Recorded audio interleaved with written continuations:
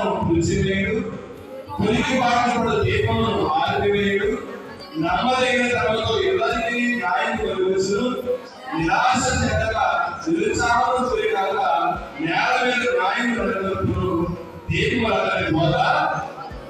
బోధ వరకు ఎదురు చూస్తున్నాం.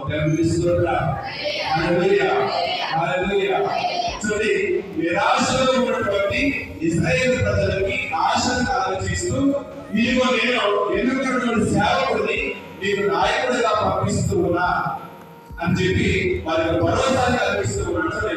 నేను పంపించే వాడు ఎలా ఉన్నాడు, నేను నీకు నాయకుడిని ఏర్పాటు చేస్తున్నాడు, ఆ సేవకుడిని నీకు పంపిస్తూ ఉన్నా.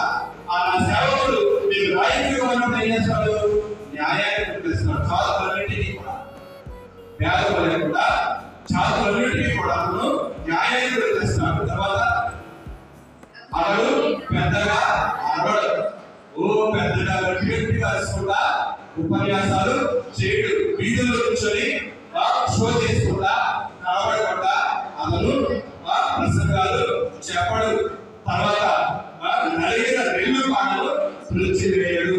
ఇక్కడ పులికి పాటలు దీపములు ఆరివేయడు. ఈ ఎండిన లేదా నలిగిన రెల్లు కాడ లేదంటే ఈ పులికి పాటలు దీపం, ఈ మాట ఎందుకు వాడంటే ఇక్కడ ఇశ్రాయేలు ప్రజల్ని ఇశ్రాయేలు ప్రజల్ని ఈ బబులోనియ రాజు బానిసలుగా తీసుకెళ్ళాడు. ఎవరి బానిసత్వం అంటే ఏంటి? మనకి స్వతంత్రం స్వేచ్ఛ పడలేదు. వాడు ఎప్పుడు చేయాలంటే వాడు చెప్పి ఏ పని పని పెట్టి తినాలి. మనం నాకు అది కావాలి కావాలంటే కుదరదు, అక్కడే కుదరదు కదా. పెట్టకు వెళ్ళాలి, మిగిలిన టైంలో పని చేయాలి, చేయకపోతే కదా హింసిస్తూ